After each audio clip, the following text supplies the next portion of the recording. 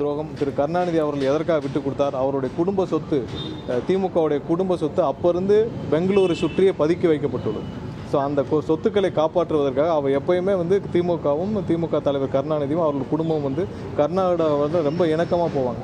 கர்நாடகாட்ட ரொம்ப இணக்கமாகவும் கர்நாடகத்துக்கு எல்லாத்தையும் விட்டு கொடுத்தும் போவாங்க. அதுக்கு முக்கிய காரணம் திமுகவுடைய அனைத்து சொத்துக்களும் பெங்களூர். ஏன்னா இங்கேருந்தால் யாருக்கும் தெரிஞ்சிடும்ல, இங்கே அந்த தெருவில் வீடு வச்சிருக்காரு, இங்கே ஃபேக்ட்ரி வச்சிருக்காரு, அங்கே பில்டிங் வச்சிருக்காருன்னா எல்லாருக்கும் தெரிஞ்சிடும். அதனால் கர்நாடகாவும் பெங்களூரை சுற்றி இருக்கிற பல பகுதியிலும் அவருடைய குடும்ப சொத்துக்கள் பதுக்கப்பட்டுள்ளது. அப்போ இருந்தே திட்டமிட்டு பதுக்கிய சொத்துக்களை காப்பாற்றுவதற்காக தமிழக உரிமையை எப்போதுமே கருணாநிதி அவர்கள் அடமானம் வச்சிருக்கிறார்.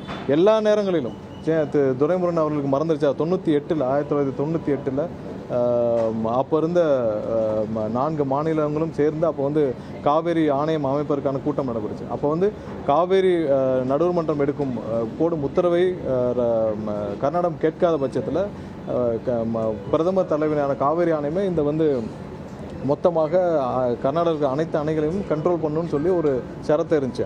அந்த கண்டிஷனை ரிமூவ் பண்ணுறதுக்கு திரு கருணாநிதி அவர்கள் ஏன் அலோவ் பண்ணார்?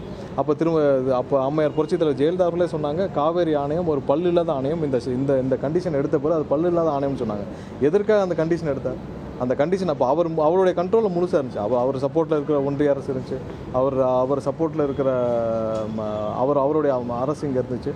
எல்லாத்தையும் இருக்கிறபோது திரு துரைமுருகன் அவர் பக்கத்திலே உட்காந்து அவர் தான் அதுக்கு முழு சாட்சியாக இருந்தார். அப்போ புரட்சித்தில் அம்மா ஜெயலலிதா அவங்களே சொல்லியிருக்காங்க, இது இப்போ இந்த கண்டிஷன் இல்லாமல் காவேரி ஆணையம் ஒரு பல்லு இல்லாத ஆணையம்னு சொல்லியிருக்காரு. ஸோ காவேரி விவகாரத்தில் திமுக செய்த அனைத்து துரோகங்களுக்கும் இன்றைக்கி இருக்க ஒரே சாட்சி திரு துரைமுருகன் அவர் தான். ஸோ அவரை வச்சு சும்மா ஒரு 4 வார்த்தை பேச வச்சுட்டு இவங்க இன்றைக்கி இருக்க தலைமுறையெல்லாம் மறந்துடுவான்னு நினச்சிருக்காங்க. இன்றைக்கி இருக்கிற தலைமுறை அனைவரும் திமுக காவேரி விவகாரத்தில் தமிழகம் செய்த அனைத்து துரோகங்களையும் சேர்ந்து நம்ம கண்டிப்பாக மறக்கக்கூடாது. அதற்காக இப்போ எல்லாருக்கும் இது சொல்லணும் தான். 1971 அவர் பிடபிள்யூ மினிஸ்டர் இருந்தார். திரு கருணாநிதி அவர்கள் பிடபிள்யூ மினிஸ்டருக்கு அப்போ காவிரி விவகாரங்கள் தொடர்பாக ஒன்றிய அரசில் ஒரு கூட்டம் நடந்துச்சு. இதுவரை அந்த கூட்டத்தில் அவர் என்ன பேசினார், அங்கே என்ன ஒப்புக்கொண்டார், அங்கே உள்ள என்ன நடந்துச்சுன்னு இதுவரைக்கும் யாருக்கும் அவர் தெரிவிக்கப்படவில்லை. அப்போ அது பெரிய சர்ச்சையாக அப்போ எல்லா பத்திரிகைகளும் வந்துச்சு. அவர் 1968 அவர் அந்த காவிரி விவகாரத்தில் அந்த கூட்டத்தில் டெல்லியில் கலந்து கொண்டு என்ன பேசினார், என்ன ஒத்துக்கிட்டார், என்ன வெளியில் எதுவுமே இது வரைக்கும் டிஸ்க்ளோஸே பண்ணலை. ஸோ 1968 அவர் பிடபிள்யூ மினிஸ்டராக இருந்து ஆரம்பிச்சு 70 அவர் சட்டசபையில் ஹேமாவதி அணைக்கு எந்த ஆட்சியும் தெரிவிக்காமல் இருந்தது. அப்படி ஆரம்பித்தால் இப்போ வரைக்கும் காவிரி விவகாரத்தில் அனைத்து துரோகத்தையும் காவிரி விவகாரத்தில் இன்றைக்கி அந்த பகுதி விவசாயிகள் நமக்கு இன்றைக்கி இருக்கிற தமிழக விவசாயிகள் அனைவரும் கஷ்டப்படுறது ஒரே காரணம் திமுகவும் அதன் தலைவர் கருணாநிதியும். அதற்கு ஒரே சாட்சி திரு துரைமுருகன் அவர்கள் தான். இதுக்கு எந்த மாற்று கருத்தும் கிடையாது. இதில் எல்லாருக்கும் ரெக்கார்டராக டேட்டா இருக்குது, ரெக்கார்டராக எல்லாருக்கும் தெரியும். ஒவ்வொரு நாளும் எதற்காக 71 அவ்வளோ பெரிய பிரச்சனை இருந்துச்சு. அப்போ அந்த வழக்கையும் வாபஸ் பெற்றார். அப்புறம் ஏன் 74 அந்த அக்ரிமெண்ட்டை புதுப்பிக்கல? 50 வருஷம் அக்ரிமெண்ட்டை ஏன் புதுப்பிக்கலை? ஸோ இவ்வளோ பிரச்சனை நடுவில் அந்த வழக்கையும் வாபஸ் பெற்றுவிட்டு அந்த அக்ரிமெண்ட்டும் புதுப்பிக்கலாம். ஒரே ஒன்று அப்போது இருந்த ஏகப்பட்ட ஊழல், அந்த ஊழலை வைத்து அவரை அப்போ இருந்த ஒன்றிய அரசு மிரட்டியது. அந்த மிரட்டலின் காரணமாக அவர் அனைத்திற்கும் பணிந்து அவங்க சொல்லுவதை பொட்டிப்பாங்க மாதிரி கேட்டார் கருணாநிதி. அவருடைய சொந்த விஷயத்தில் என்றைக்குமே அவர் சொந்த விஷயத்தில் என்றைக்குன்னா அவர் விட்டு கொடுத்துருவார். ஒன்றும் இல்லை, 2007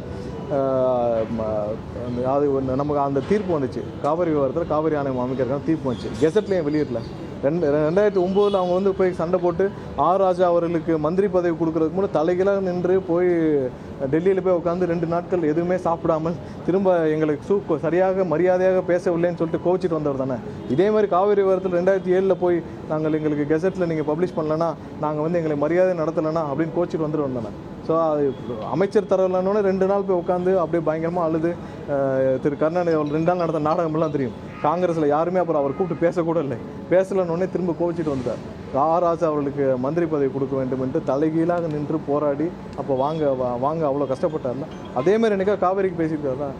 காவேரி விவகாரத்தில் திமுகவும் கருணாநிதி அவர்களும் செய்த அனைத்து துரோகத்துக்கும் மீண்டும் சொல்லும் திரு துரைமுருகன் அவர்கள் தான் ஒரே சாட்சி. இன்றைக்கி சும்மா சப்பக்கட்டு பேசிகிட்டு இருக்கிறாரு. இன்றைக்கி இருக்கிற தலைமுறை அனைவரும் இன்றைக்கி காவேரி விவகாரத்தில் என்ன நடந்துன்னு அனைவரும் தெரிஞ்சு கொள்ள வேண்டும், போய் படிக்க வேண்டும். இவர் திமுக தமிழகத்திற்கு எவ்வளோ பெரிய தீய சக்தின்னு ஏன் எல்லாரும் சொல்லிட்டு இருந்தாங்க அனைவரும் தெரிஞ்சுக்க வேண்டும். திமுக ஏன் தீய சக்தி, திமுக ஏன் தமிழகத்தில் விரட்டப்பட வேண்டும்ன்றதுக்கு எல்லா விவரத்தையும் இன்றைக்கி இருக்க தலைமுறை தெரிஞ்சுக்க வேண்டும். கண்டிப்பாக சட்ட போராட்டம் தான். எந்த காம்ப்ரமைஸும் கிடையாது. சட்ட போராட்டம் ஒன்று தான் நமக்கு ஒரே வழி. சட்ட போராட்டம் வழியாக இன்றைக்கி எல்லாம் சொல்லிட்டு இருக்காங்க, நம்ம கேட்டு பண்ண அதெல்லாம் கிடையாது. சட்ட போராட்டம் வழியாக அன்றைக்கே 1998 வந்து காவேரி நடுவர்மன்றத்தின் கொடுக்குற ஆர்டரை வந்து கேட்கலன்னா காவிரி ஆணையமே அந்த அணையை கண்ட்ரோல் எடுத்துக்கணும்னு சொல்லிட்டு அந்த கண்டிஷன் இருந்துச்சுன்னா நீங்கள் இந்த பிரச்சனையே இல்லை. இன்றைக்கி வந்து பிரதமர் தலைமையிலான அந்த காவேரி ஆணையத்திற்கு அவங்களே வந்து எடுத்துக்கலாம்னு சொல்லி எனக்கு அந்த கண்டிஷனாக இருந்துச்சுன்னா இன்றைக்கி இவ்வளோ பிரச்சனையே கிடையாது. ஸோ அதை எடுத்ததே திரு கருணாநிதி அவர்கள் தான். ஸோ நமக்கு சட்ட போராட்டம் மட்டும்தான் ஒரே வழி, வேறு எந்த வழியும் கிடையாது. இப்போ என்ன நடவடிக்கை எடுத்துக்கிட்டு இருக்கோம் சார்? சரி, இப்போ சட்டப்பூர்வமாக நம்ம வந்து போய் மேகதாது அணை கட்டப்படுறதுக்கான அதுக்கான அனுமதி கண்டிப்பாக கிடைக்க போகிறதில்லை. நம்ம அதுக்கான அனைத்து சட்ட போராட்டங்களும் எடுத்துகிட்டு இருக்கோம். இதே நேரத்தில் நம்ம வந்து காவேரியிலே நமக்கு நீரை பெறுறதுக்கான வேலை. கடிதம் எதுவும் அனுப்பியிருக்குமா சார்? இல்லை, கடிதம் அனுப்புவதை விட நம்ம வந்து லீகல் உச்சநீதிமன்றத்தில் நாடி உச்சநீதிமன்றமாக தான் நம்ம வந்து இதுக்கு தீர்வை தவிர வேறு எந்த தீர்வும் கிடையாது. இந்த மாதிரி பாலிடிக்ஸ்லாம் சின்ன மேகதாது மற்ற விஷயங்கள்லாம் பொலிட்டிக்கலாக அப்போசிஷன் பரப்புறாங்க. இந்த விஷயம்லாம் கண்டினியூஸாக நடந்துக்கிட்டே இல்லை. அவங்களுக்கு முதலமைச்சர் கரூரில் போய் மக்களை சந்தித்த பிறகு அவர் அதை எதிர்கொள்ளாமல் இல்லாமல் சம்மந்தம் இல்லாமல் ஏதாவது பேசிகிட்டே இருக்காங்க. இன்றைக்கி அரசாங்கமும் மக்களிடம் நல்லா போயிட்டுருக்கு, அரசாங்கமும் சிறப்பாக செயல்பட்டுருக்கு, எல்லாமே மக்களிடம் தெளிவாக இருக்குது. ஸோ அதை எதிர்கொள்ள முடியாமல் அவங்க வந்து இன்றைக்கி தேவையில்லாமல் சம்மந்தம் இல்லாத விஷயங்கள்லாம் பேசிகிட்டு இருக்காங்க. அது அனைத்தும் இன்றைக்கி மக்களுக்கு தெரியும்.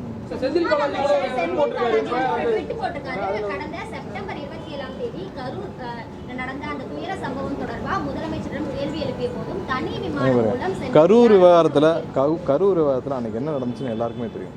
இவங்க எல்லாம் சம்பவம் நடந்து அதாவது 8 மணிக்கு 5 நிமிஷத்துக்குள்ளே எப்படி செந்தில் பாலாஜி அந்த கவர்மெண்ட் ஹாஸ்பிட்டலில் போனார், கேமராவோட போனார், லைவ் கேமராவோட எப்படி போனார், பக்கத்திலே காத்துக்கிட்டு இருந்தாரா செந்தில் பாலாஜி? முதல் கொஸ்டின். எங்களுக்கு 8:10 தான் தெரியும். அந்த மரணம் குறித்து 8:10 பத்திரிகையாளர் ஒரு சில பேர் என்கிட்ட சொன்ன பிறகு தான் எங்களுக்கு